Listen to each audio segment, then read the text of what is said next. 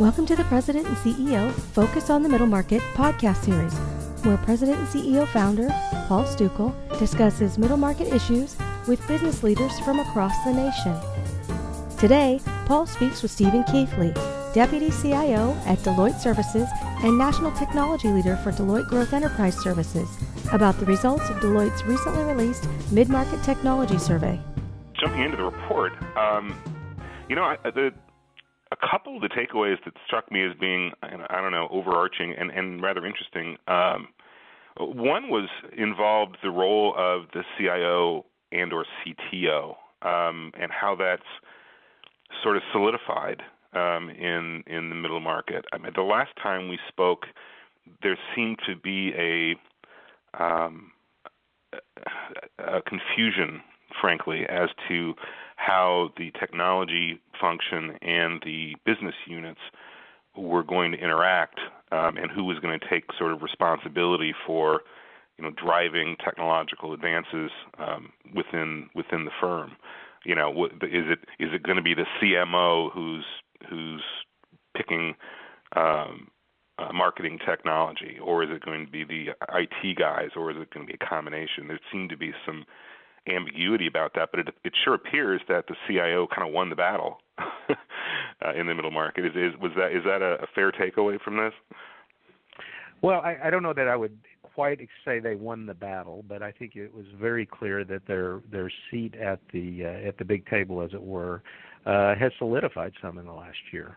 Because you're right, I think we were seeing is kind of what we would expect to see in the middle market over the last several years, and this year it took a big jump forward. So that was I won't say a surprise to us, but it was one of the things that happened a little faster than we might have expected, and quite frankly, we were pleased to see it.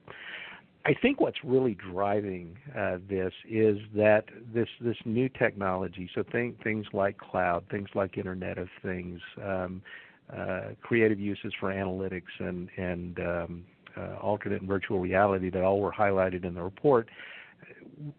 These middle market companies that have been dabbling in this for the last couple of years or have moved past the dabbling stages, and particularly in, say, cloud and analytics and some of the things we've been tracking for a while, Internet of Things.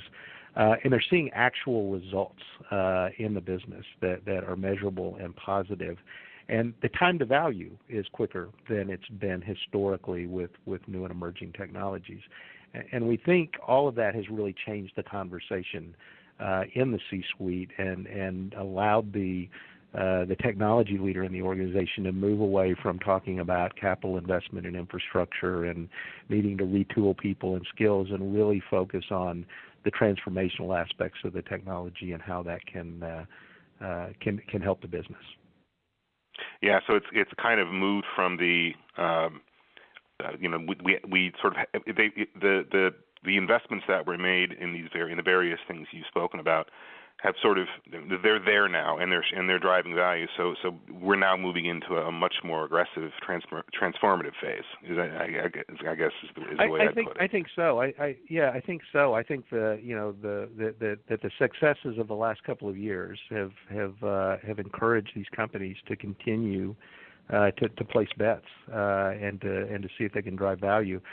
I also think that technologies themselves have matured to the point where it's no longer R&D for these companies. A lot of, for example, just in the Internet of Things, the sensors and the devices all exist.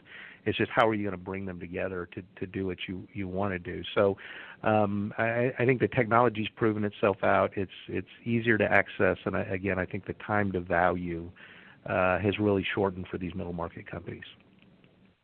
Yeah, speaking of Internet of Things, I mean, I noticed that in the report as well. That I mean, how are those typically being used? I mean, how is it being used in the middle market in terms of what kind of functions it serves? Well, I would say, before, there's sort of the one thing that this caused me personally to think about was is looking around my everyday life and understanding where Internet of Things plays. And I think if you stop and think about it, just my house, my thermostats, my TVs, my music players, my front door lock, my swimming pool, my video surveillance system, my security system are all internet enabled, and I can access them from anywhere in the world.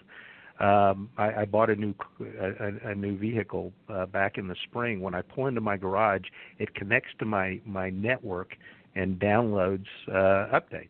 And I'm sure it also uploads information about my driving habits to the company. But so the way what I explain it to people, Internet of Things isn't the future. Internet of Things is actually here, and it's really being used every day.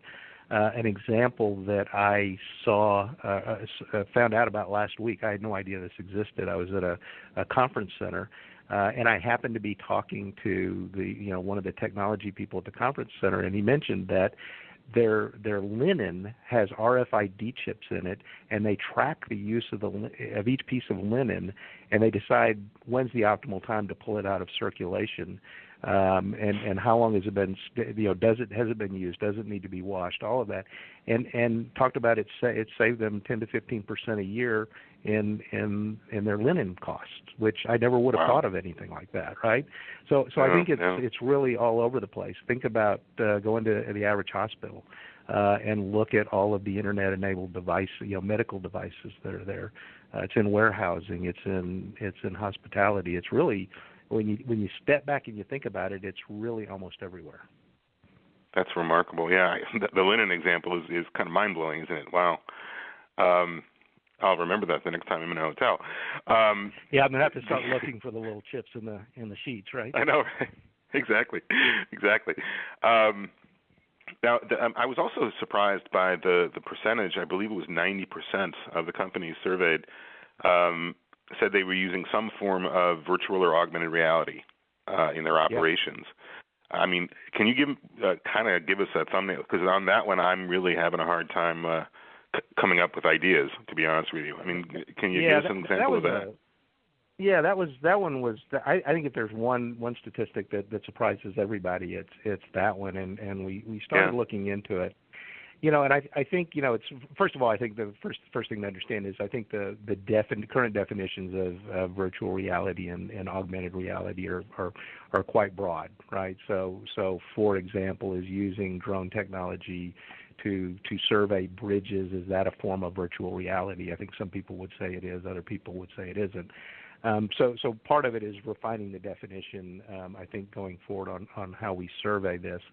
But notwithstanding that, again, think of some where we're seeing this play out. You're seeing it in life science and healthcare, where they're using, for example, MRI technology to create 3D images of the body and to aid in surgery and a variety of other things.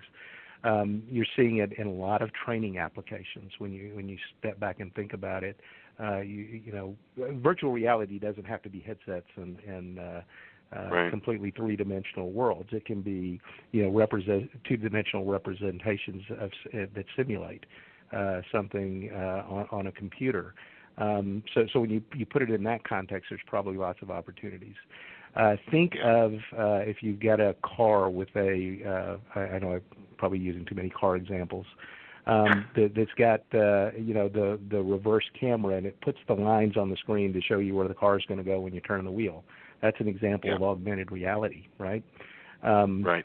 I think it'll be interesting to watch Pokemon Go. Right? Think of the technology that drives Pokemon Go and apply that, say, to a retail setting, right? That would be an example of augmented reality being used for retail. In fact, wouldn't surprise me if I'd be shocked if people aren't already working on that. And by this time next year, we're talking about how that technology is being used. Yeah, interesting. That's remarkable, actually. And also, there's the use of analytics continues apace, clearly, in the middle market, which is not, to me, not particularly surprising, given how rapidly that whole area has advanced. I thought it was interesting, though, that a lot of the analytics were, I guess, internally focused, if you will, because a lot of the applications that I've come across for analytics is really customer facing, right? I mean, and maybe that's just because of the people I talk to. finding out what people are doing and how to exploit that or utilize that in your plans. But the impression I got from the report was that it was a little bit more internally focused on that forecasting and things like that. Am I reading that right? Well, I think honestly, I think it's both. I think I think internally focused is probably, particularly in the middle market, that's where it started. I mean, it's the logical place to start, and I think that's a mature area that's easier for the middle market to leverage. However, I think we, in the report there is a fairly significant number of people who are using or are starting to use it to improve customer interactions, and I think it's where we are on the maturity curve in the middle market. So I would expect to see the customer aspects of analytics become more and more prevalent as we go through time.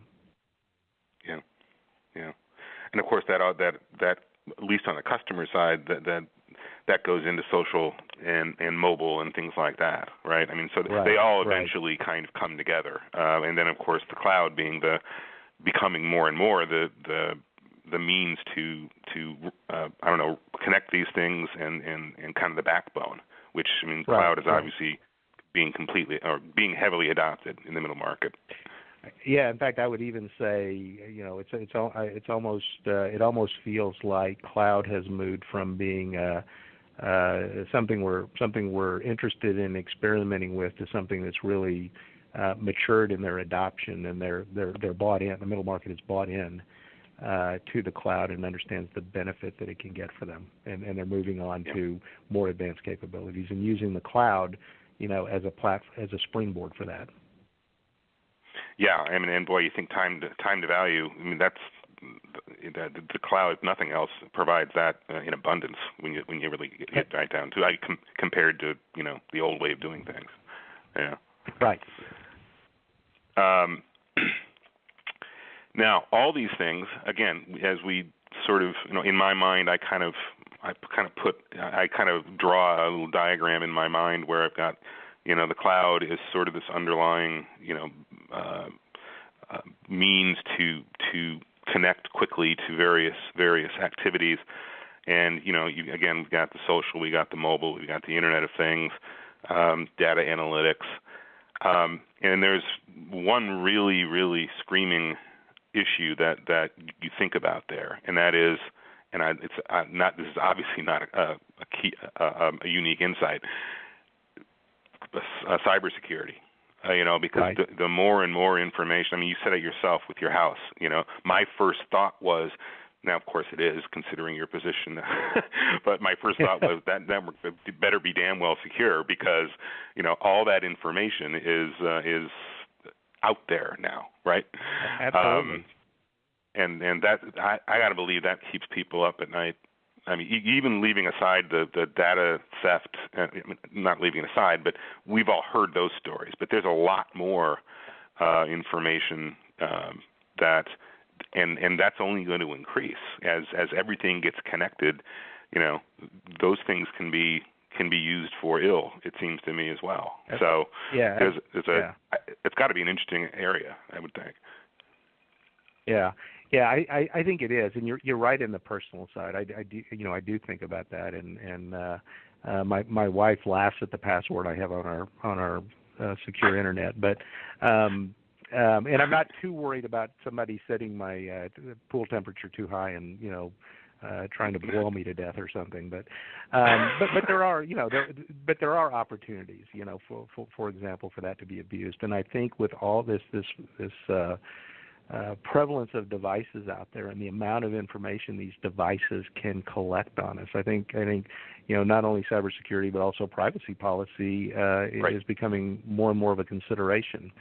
I think sort of a couple of things around cybersecurity. I think number one, we did see in the survey result what we felt like was a maturing of attitudes around cybersecurity in the middle market. They're no longer focused on just boy, if we got good firewalls and we got good passwords, we're probably okay, right? They're starting to understand that there's a human and process controls aspect that all have to work together. But with all of these devices, all of these new endpoints that people are putting into their structures, you have to continually think about how does this. You need to be asking the question, of these vendors. What are your cybersecurity policies? How does it work? How do I integrate that with my overall environment? And we're seeing them, start to come to that realization and to ask those hard questions. And I think conversely, we are seeing the vendors that are providing product and services out there understand that that's important and have positions around that. So I think it's a continually evolving area, but I think the thing that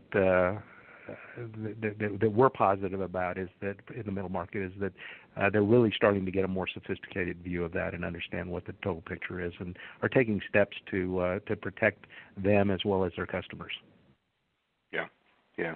Yeah, and the privacy issue is particularly interesting to me. I mean, the security side is it kind of goes without saying. I mean, of course there have to be as strong a protection as you possibly can. I mean, that's kind of intuitive.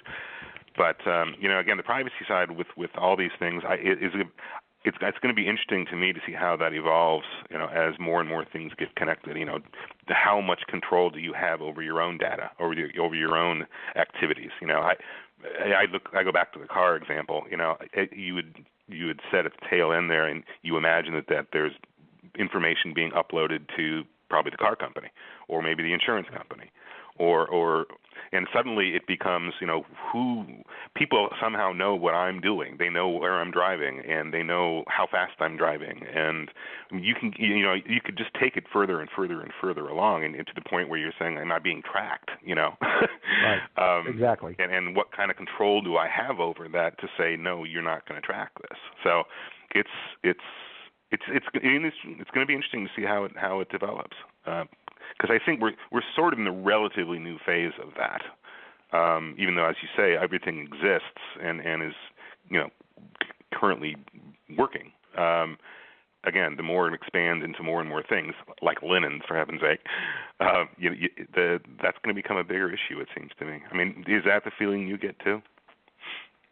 Well, I do. Again, we really didn't get into this in a survey, but obviously these trends have lots of social implications for all of us, and I think it's important for all of us to educate ourselves. Be educated consumers. Understand what these capabilities are, and decide how much do I actually want to let, because you do still have a lot of control over it. I can disconnect my car from my internet anytime I want. I just find the convenience of getting the software updates. It's more convenient than it is risky to me at this point.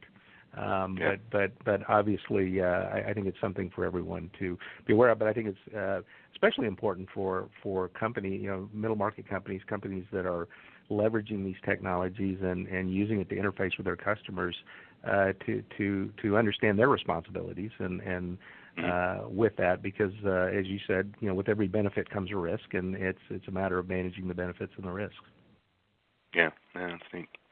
Well, we're kind of getting close to my limit here, and I typically end these things with I guess a request for what do you take away from this?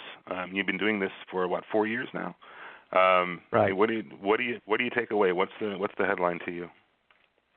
Well, I think there's a couple of things, right? So I think first of all, a lot of the things we started tracking 4 years ago, like cloud and Internet of Things, are really moving into a maturity, what I would call a mature phase of adoption. They're no longer things people are piloting; they're things people are actually moving to with purpose. And I think those platforms have proven that there is a different time to value equation than what's historically been available with new technology, particularly enterprise class technologies. I think that particular thing has again changed the conversation in the C-suite.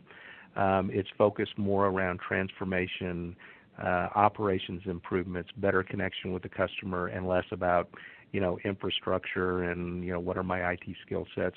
Those are still part of the conversation. They just aren't as much of the conversation. And I think the success that companies have had with this have encouraged them to continue to invest. So I think as long as they're able to quickly pilot new capabilities, test them, and then move them into production, I think they will continue to do so as long as there is a return on those investments. And I think we're seeing that. Be sure to check back for future episodes of the President and CEO Focus on the Middle Market podcast series. Thanks for listening.